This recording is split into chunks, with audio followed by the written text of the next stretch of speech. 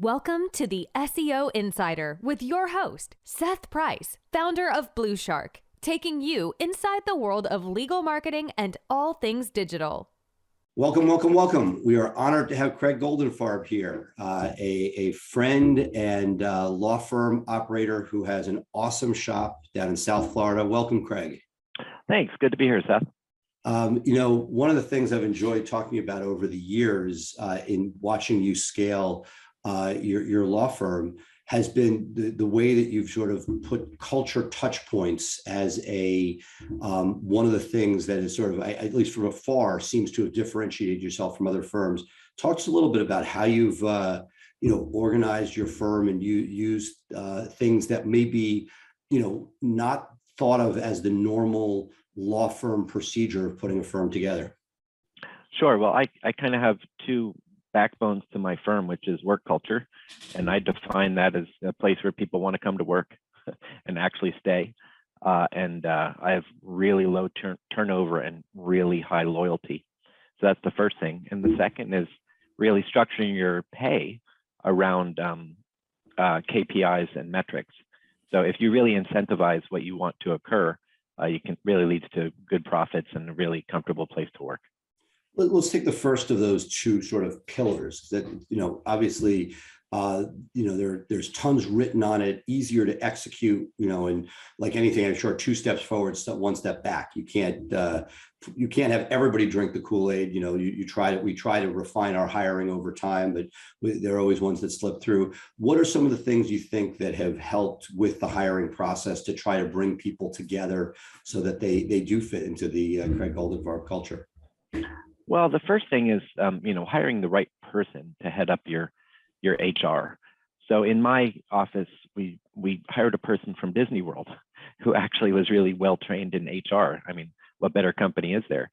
So her name is Michelle, and she was in HR at Disney World in Orlando, and she's fantastic. And her whole attitude is that, the happier and more comfortable your employees are, the more they're going to be loyal and work for you and work hard. And, you can't always look over everybody's shoulders. If you're complaining that your employees are on their cell phones all day, it's the fact that they're not inspired, they're not passionate, they don't care about their job. So either it's a you problem, or it's them, but that means that you hired the wrong person.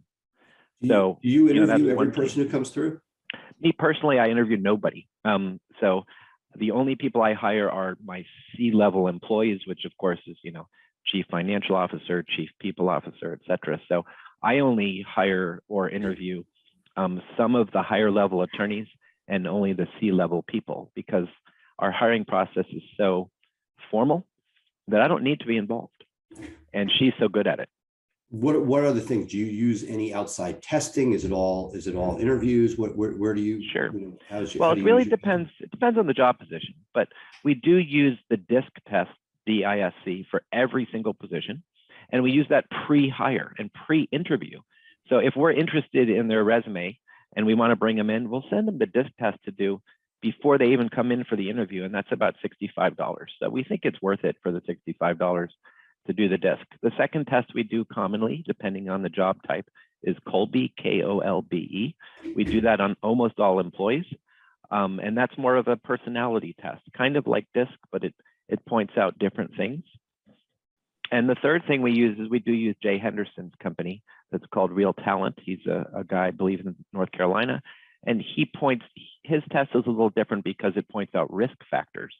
So it's not your positive personality traits. It's more like risk factors that you might want to avoid.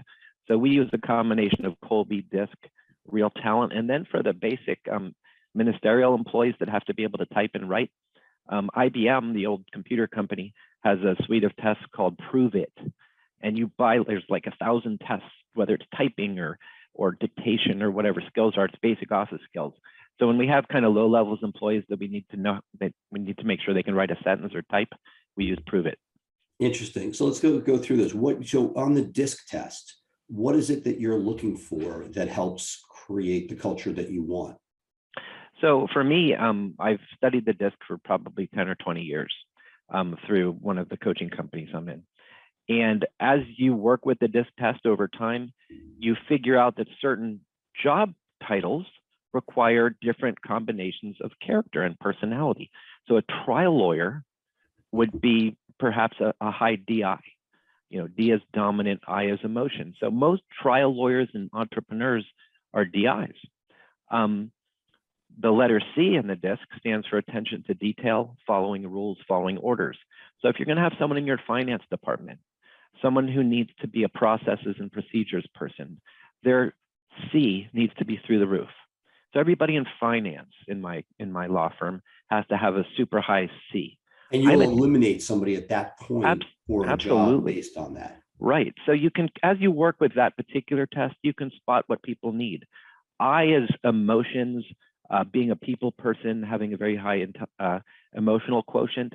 So anybody in HR, for instance, should have a super high I, because they have to be able to deal with people, complaints, problems.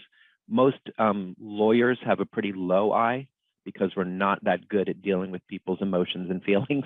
That's kind of a personality trait. So if you find a trial lawyer who has a good D, which is dominance, aggression, etc., and it's matched with a good I, that person is going to be a super trial lawyer. So we really match up the job title to the DISC.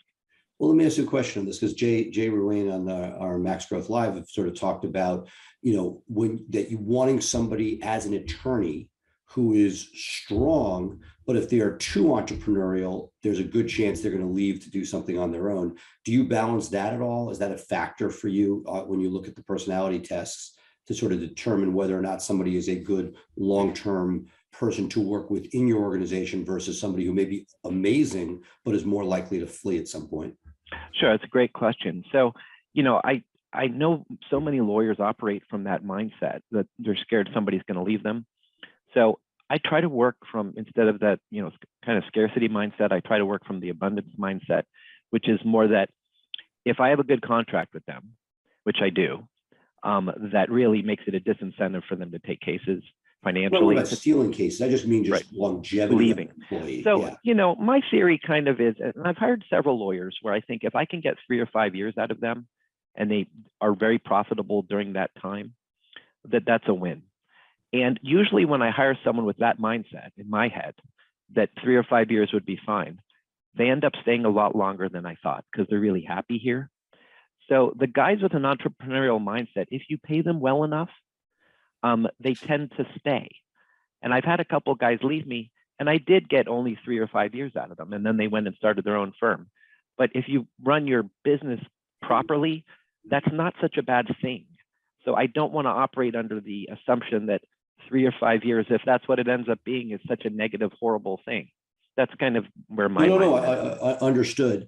From the point of view of hiring, one of the things that I've seen for myself is we've taken a chance on several people coming from the defense side to the plaintiff side, and it's been mixed results. We've had people that have been home runs, and we've had people that 9 to 15 months later say, this is not for me, not the firm, but the plaintiff's practice in general. How do you sort of protect against that? So I've experimented, just like you have, Seth, with defense attorneys, and I found a little worse result than you.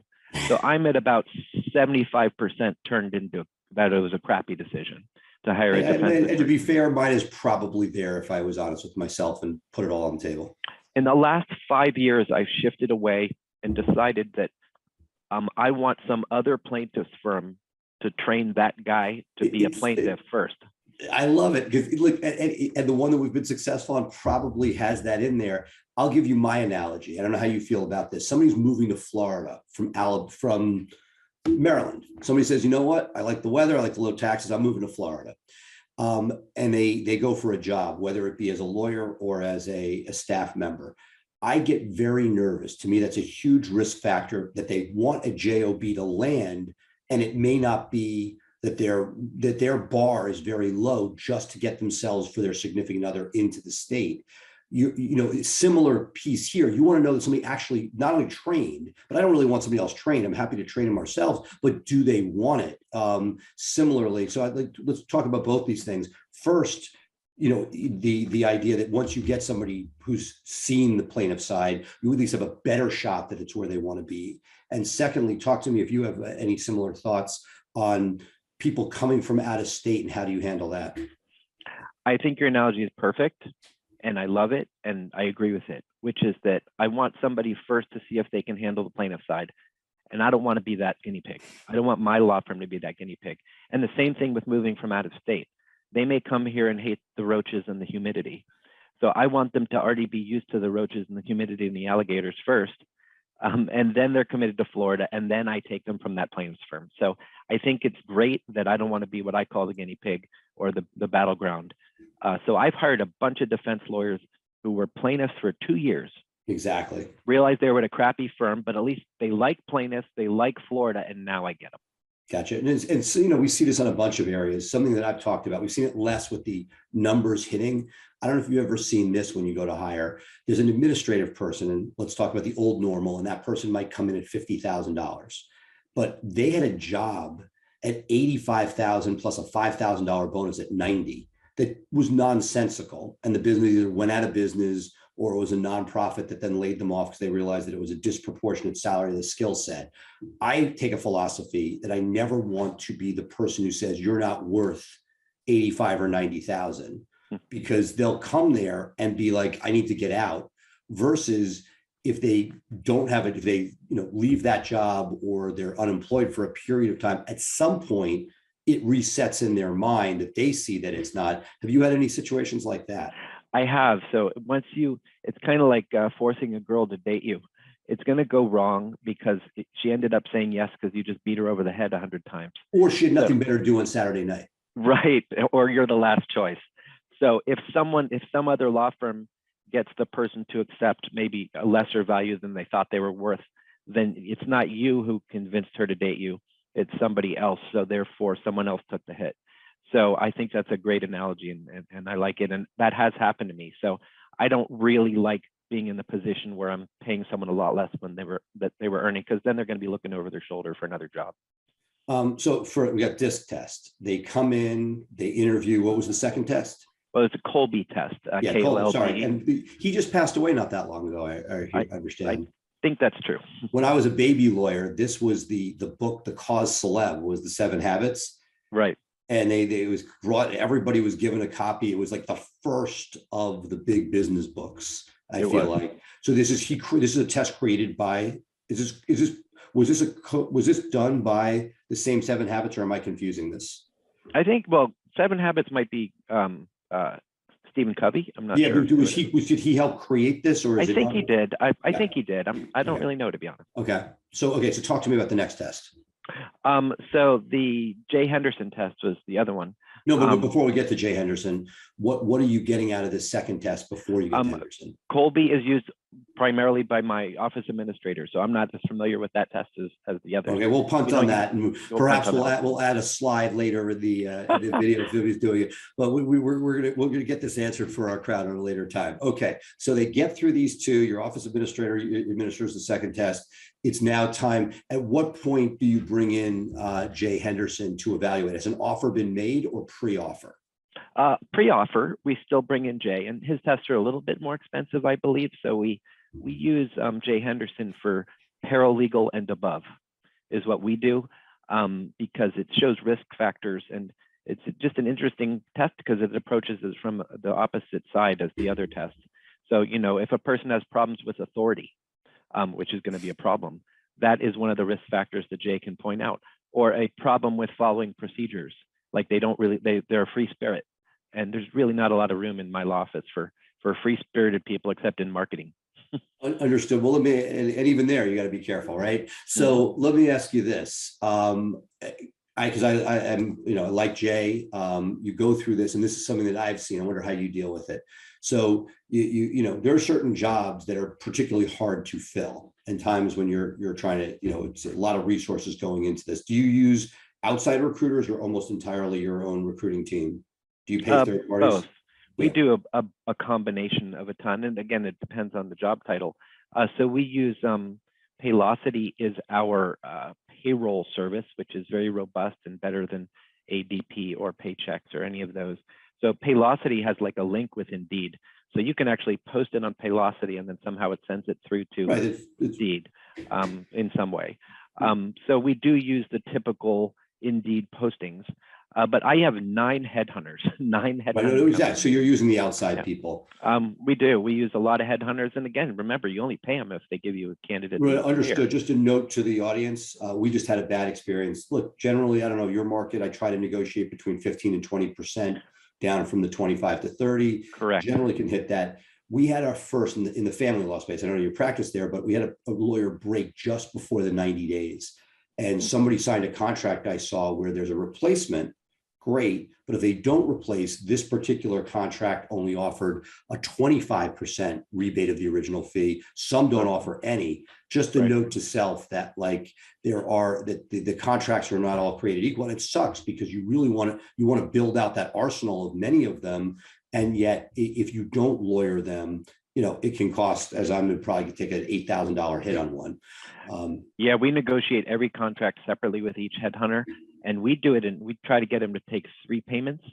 One at the first date that the person starts working, one at, I think it's 45 days, and then one at 90 days after hire or after the start date. 90s are pretty good. And when they try to go to 75, to me, that's significant. I want that full 90-day look before. Me too. And most of the headhunters, will accept those terms. But, we have 9 companies. So it took my time to negotiate. No, exactly. And that's the pain in the butt. It is. Okay, so let me ask you this. So you get somebody, you get the unicorn. They've done the first 2 tests. They get to Jay Henderson, and he gives you a bunch of risk factors. You've fallen in love. You're there. How this is one of the issues that I have where I hear this, and sometimes are you willing to pull, with those risk factors, yank? I mean, there are times when it's very, very clear, but, short of that, how willing are you to pull that offer or not make the offer based on something in a Henderson test, knowing that you've passed all these other pieces? He's telling you risk factors. They're not always going to come true. What are your thoughts on that? Well, we just use the Jay Henderson test as a tool. So we don't have any hard line that something is disqualifying. But what's interesting about that test is if it points out that the person has problems with authority, we interview the same person several times to make sure we're going to hire them. So after we get that test back, we'll go back and talk to them specifically about tell me about how you handle being told what to do, and then you give them some scenarios and see if Jay's test is accurate or not.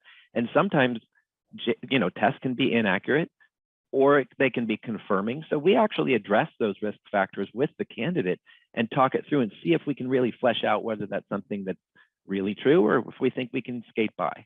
Yeah, and it's tough. I had a big hire late, and I actually used Henderson as the final screen because it was that important to me, and it was frustrating because you gave me issues and they didn't seem insurmountable. There's always going to be issues. We took a chance and it's turned out to be a home run. And so I'm always sort of, I guess I wish there was like that line where you could say, hey, if the issue goes beyond this line, you're in real trouble. I know one law firm in Texas that I'm friends with, the guy named Mark, and he says if there's 3 moderate to severe risks that he won't hire the person. And I think that's kind of drawing a line in the sand without a lot of thought, like just the number 3. Like if Jay finds 3 risk factors too bad, I think that needs to be dug into a little more than just. Well, and look, and I'm going to play devil's advocate because I agree with you, but there are things that over time statistically make sense. Like, are you really never going to hire somebody who's just a defense attorney coming out? You don't want to make that a hard line rule, but if it never works out, does that make a lot of sense? And that's sort of where I got the out of town concept where, we've broken our own rules, but it's got to be a pretty darn high bar. Same as like jumping jumping shops, some new, thought leaders are like, it doesn't matter if somebody's bounced, that you shouldn't care. And I'm like, to me, it goes back to dating. I use that analogy a lot. I hope I don't get sued for it. But, if somebody's dated 5 different people in the last 6 months, the odds of you being it are less good than if they've demonstrated at some point they can hold a stable relationship. Yes, it's possible that you will be the light of their lives, but it just shows a mindset of where they're at. Absolutely. Trends you see are usually indicative of something. So yeah, we definitely use those things as guideposts. I completely agree.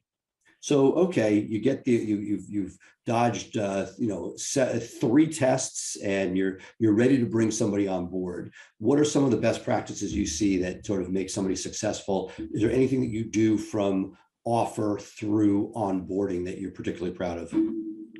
Yeah, I mean, we do a lot of little stuff, and that's why, hiring someone from Disney World is pretty cool, because she thinks of a lot of little stuff. They show up for work the first day, and there's a little gift bag on their desk with a rose if it's a female, perhaps, or with some kind of little cool little something if it's a guy, saying welcome with a nice welcome card. And then they show up, and then there's formal training procedures so that they don't go just get sent to the wolves. So you feel cared about. So there's someone sitting next to them for literally 2-3 days, walking them through processes. And then they take a tour of the office and meet different department heads and find out what marketing we do. They find out what pre-suit does. They find out what litigation does. They meet the HR administrator. It's just, we have such a formal process that lets someone ease into stuff and get trained well, which creates comfort. So that's just onboarding itself is a whole animal of making someone feel comfortable. And once they start to feel comfortable, they start to trust you. Once they start to trust you, they start to work hard, and they start to care, and they buy in. We introduce them early on to our mission statement, our core values. They meet me and have a little time to chat. I ask them about their family, where they came from, because I wasn't interviewing them. So I don't know anything about them. So they get to meet the boss. There's just a lot of little things we do at the beginning to try to set the course for them that this might be a place that's a little different and they may want to stay. So that's just onboarding. And, as I speak a lot on work culture, and it's a couple hours worth, but, while they're with you, I ask them what their love language is. There's a book called 5 Love Languages of Appreciation in the Workplace. It's the sequel to the Love Languages book. It's a great book. So since most people don't know what love languages are, I tell them, or we tell them, and we ask them, is money their love language? Is appreciation their love language? Is, what things are important to them? If it's a single mom or single dad, it's much more important to them to have flex time than to earn another $3 an hour. So that's not necessarily a love language, but what do they want? What do they need? You may give someone a raise and a bonus and they don't care. But what they really would like to do is to be able to pick their kid up on Friday from school. And that would mean the world to them. So the extra $2 an hour doesn't matter to that person. Whereas the other guy cares only about money and doesn't care at all about leaving early, because he's a single bro dude and he just wants to get money and be paid. I think I'm going to leave the once they're on board culture for a second conversation, but I want to conclude here before we talk about the upcoming conference with, one of the things that is, really trying that this is most topical right now is, inflation and the great resignation and keeping salaries at a point to retain. And while money isn't everything, what we are seeing in our market, let's take entry level, that was 35 to 42 9 months ago, is now approaching 50 to 55, with nights and weekends being persona non grata. What are you seeing, and how are you dealing with the increased cost of labor? Just like the rest of the country, we've noticed the same increase. One thing that we started to add, depending on the job title, is a signing bonus. It's like, the NBA draft. So we've noticed that in our marketplace, law firms are doing signing bonuses, and that goes all the way from receptionist all the way to litigator. And unfortunately, we've had to adopt that and pay it. We do pay it over time. We don't pay it the day they start, because then they could quick jump to another firm, which would be awful. Like stockbrokers do that all the time. And financial guys do that all the time, but we don't want that to be in our office. So we'll do a signing bonus payable over time. So that's one little thing that we've added because our marketplace demands it. One thing that I've hoped to have, and it's been gone both ways, is I hope to have a relationship with the employees and enough of a bond that if they want to go, or if there's an offer out there, that they would come to you if money was the issue.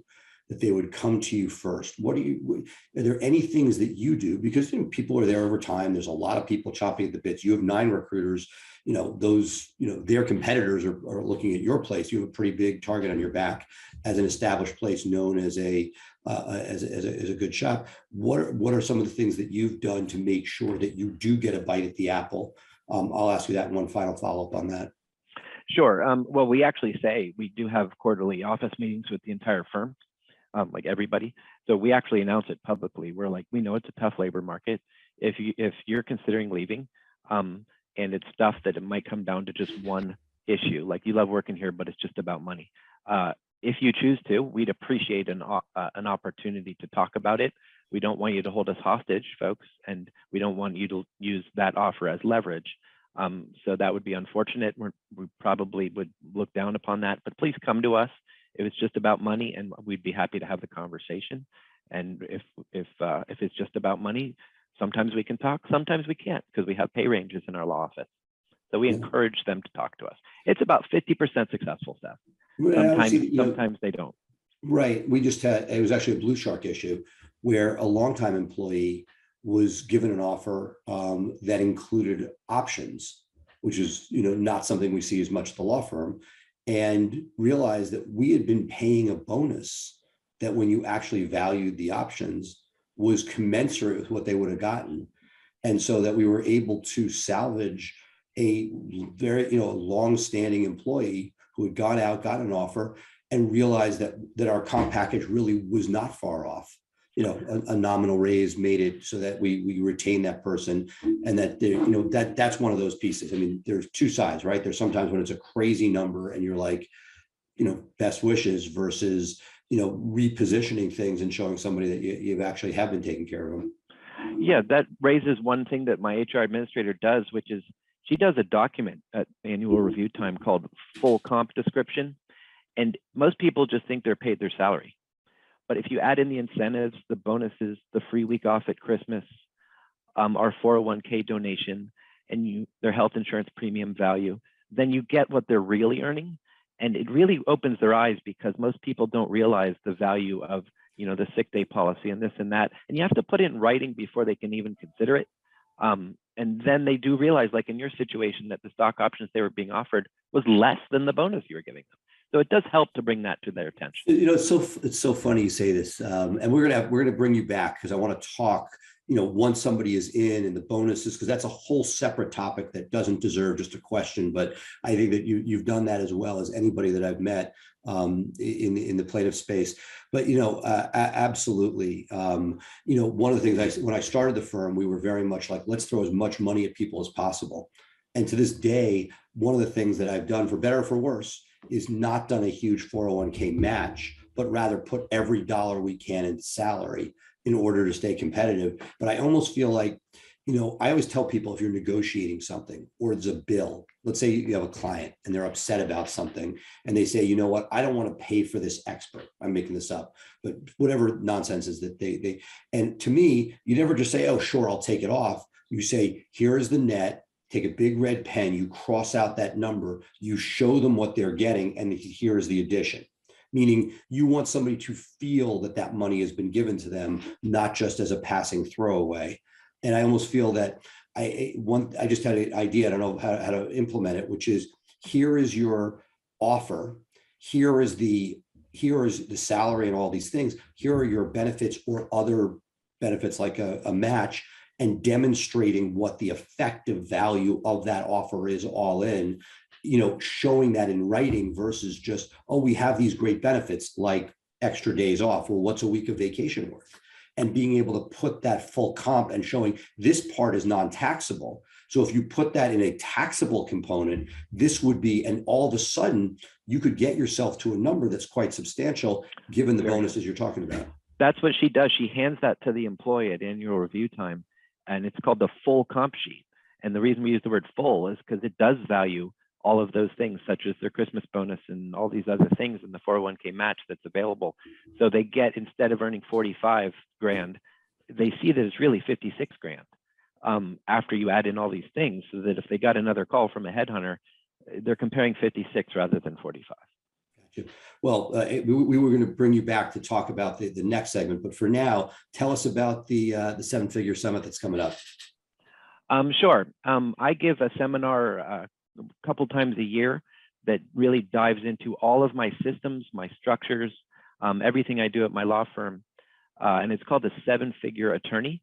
And there's actually a website, if you spell it out, Seven-Figure Attorney. It's on April 7th, 2022, which is a Thursday.